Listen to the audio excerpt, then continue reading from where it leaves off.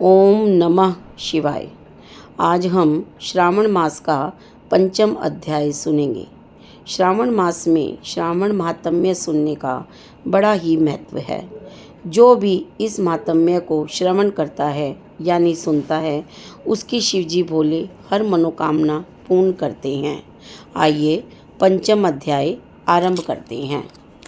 कोटिलिंग महात्म्य एवं रविवार व्रत कथा महात्म्य। भगवान शंकर बोले, हे सनत कुमार, कोटिलिंग का महात्म्य तथा पुण्य का विधान बताना या वर्णन करना बहुत कठिन है। जब एकलिंग महात्म्य की कथा का वर्णन करना असंभव है, तो कोटिलिंग के महात्म्य को कौन वर्णन कर सकता है। यदि मनुष्य में कोटिलिंग निर्माण करने की शक्ति न हो तो उसे 1000 लिंगों का निर्माण करना चाहिए। यदि इसमें भी समर्थ ना हो तो 100 लिंग या फिर एक लिंग ही श्रावण मास में बनवाना चाहिए।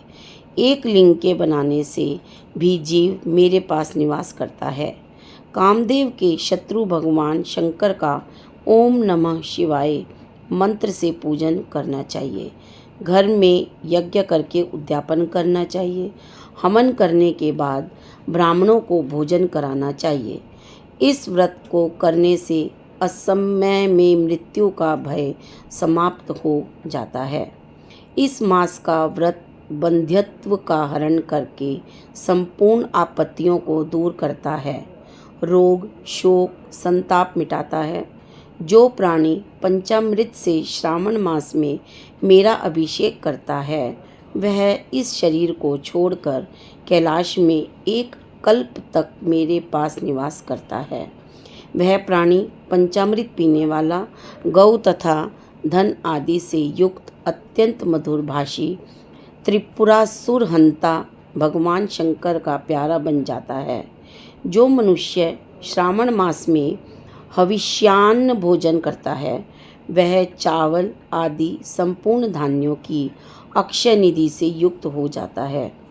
जो मनुष्य श्रावण मास में पत्तल पर भोजन करता है, उसे भोजन के लिए सोने के बर्तन प्राप्त होते हैं। जो मनुष्य श्रावण मास में जमीन पर सोता है, वह कैलाश पर निवास करता है। जो मनुष्य श्रावण मास में एक दिन भी ब्रह्म मुहूर्त में स्नान करता है, उसे पूरे महीने तक नहाने का फल मिलता है। इस माह में जो मनुष्य जितेंद्रिय होता है, उसे इंद्रिय जन्य बल की प्राप्ति होती है। इस महीने में स्फटिक मणि, पाषाण, मिट्टी तथा मरमक्त मणि से निर्मित शिवलिंग या स्वयं उत्पन्न या बनाए हुए या पिसान निर्मित अथवा पीतल या चंदन मक्खन निर्मित शिवलिंग में एक बार अर्चन करने से 100 ब्रह्म हत्या का पाप मिट जाता है। सूर्य ग्रहण, चंद्र ग्रहण या अन्य किसी सिद्ध क्षेत्र में लक्ष्य जप करने से जो सिद्धि प्राप्त होती है, वह सिद्धि श्रावण मास में केवल एक बार जप करने से मिल सकती है। किसी दूसरे समय में किए गए नमस्कार तथा प्रदक्षिणा से जो 1000 बार में फल मिलता है, वह फल श्रावण महीने में एक बार नमस्कार या प्रदक्षिणा करने से मिल जाता है। यह श्रावण मास मुझे अत्यधिक प्यारा है। इस महीने में वेद पारायण करने पर सब वेद मंत्रों की अच्छी तरह सिद्धि हो जाती है। इस महीने का एक दिन भी बिना श्री सूक्त पाठ किए न बितावें। जो इसको अर्थवाद मात्र कहता है, वह मनुष्य नरक को प्राप्त होता है। मनुष्य को समिधा, चरु, तिल और घी से ब्रह्म यज्ञ करना चाहिए। धूप, गंध, पुष्प, नैवेद्य आदि के द्वारा अर्चना करनी चाहिए। भगवान शंकर के रूपों का यथोचित ध्यान कर शक्ति द्वारा कोटि होम, लक्ष होम और अयुत हवन करना चाहिए। तिलों का व्याहृति मंत्रों द्वारा हवन करना चाहिए। इसी को ग्रह यज्ञ का नाम दिया गया है। हे सनत कुमार, अब मैं तुम्हें रविवार व्रत की कथा, मातम्य विधि तथा पारायण को बताता हूँ। उसे ध्यानपूर्वक सुनो। प्रतिष्ठानपुर में एक गरीब ब्राह्मण रहता था। उसका नाम सुकर्मा था। वह भिक्षा मांगकर गुजारा करता था। एक दिन वह एक गृहस्थ के घर में भिक्षा हेतु गया। वहाँ स्त्रियां रविवार का व्रत कर रही थीं। उस ब्राह्मण भिक्षुक को देखकर उन स्त्रियों ने अर्चना सामग्री को ढक दिया। ब्राह्मण के मन में अर्चन विधि जानने की इच्छा जागृत हुई। वह बोला, हे साध्वी महिलाओं, आप सबने इस व्रत की सामग्री को क्यों ढक दिया है? आप दयालु हैं, कृपा कर मुझे भी इस व्रत को करने की विधि बताएं। मैं अपनी दरिद्रतावस्था से दुखी हूँ। यह उत्तम व्रत श्रवण कर मैं भी इस व्रत को करना चाहता हूँ। इस व्रत के विधान तथा फल को मुझे भी बताइए। स्त्रियों ने कहा, हे ब्राह्मण देवता, यदि व्रत में उन्माद या प्रसाद अथवा विस्मरण, भक्तिहीनता या अनास्था करोगे तो यह व्रत निष्फल हो जाएगा। अतः इस व्रत को तुम्हें हम कैसे बता दें? ब्राह्मण बोला, मैं ऐसा नहीं करूँगा। उसकी ऐसी बात सुनकर उन महिलाओं में से एक प्रौढ़ महिला ने ब्राह्मण को उस व्रत की विधि बता दी। उसने बताया, श्रावण मास के शुक्ल पक्ष के पहले रविवार को मौन धारण कर प्रातः उठें। शीतल जल से स्नान कर पान के पत्ते पर 12 परिधि वाला मंडल लिखना चाहिए।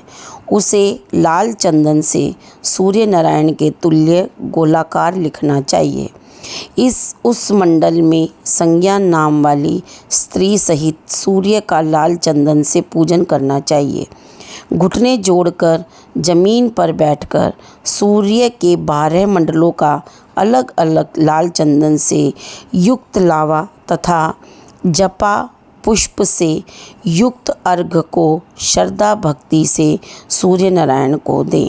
अर्घ्य को रक्ताक्षत, जपा पुष्प और उपचारों द्वारा युक्त करें। नारिकेल बीज और खांड से युक्त सूर्य के मंत्रों को कहकर नैवेद्य दे। सूर्य का 12 मंत्रों द्वारा स्तवन करें।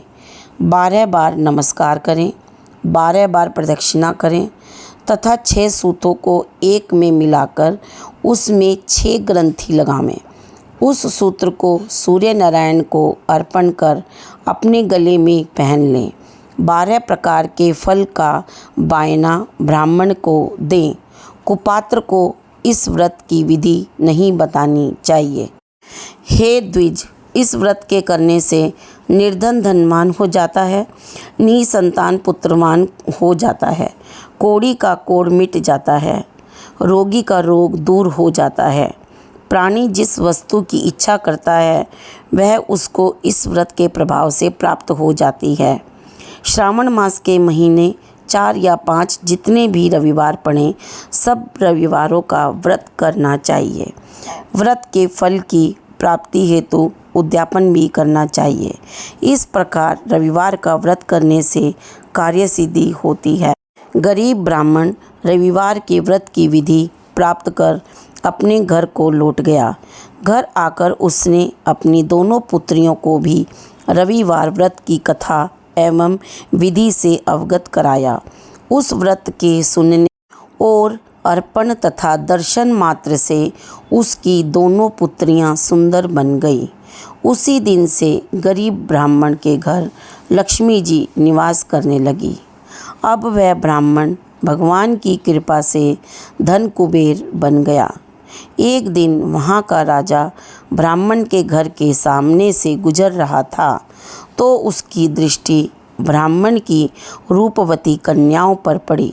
वह उनकी सुंदरता को देखकर ठगा सा रह गया। राजा ने उन कन्याओं से विवाह करने का निश्चय कर महलों को लौट गया। राजा ने अपने पुरोहित को ब्राह्मण के यहाँ उसकी दोनों पुत्रियों से विवाह करने का संदेश लेकर भेजा। ब्राह्मण ने राजा का प्रस्ताव स्वीकार कर अपनी दोनों पुत्रियों का विवाह राजा से कर दिया। राजमहल में जाकर दोनों कन्याओं ने रविवार का व्रत किया और वे पुत्र पौत्रों से युक्त हो गई। हे सनत कुमार, जिस व्रत के सुनने मात्र से सब आकांक्षाओं की पूर्ति हो जाती है तो इसके अनुष्ठान के फल का क्या कहना।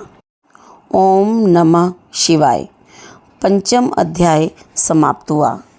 अगर आपको ये अध्याय अच्छा लगा हो तो लाइक करें, शेयर करें, सब्सक्राइब करें और कमेंट में यह बताएं कि आपको अध्याय कैसा लगा। जय राधे राधे।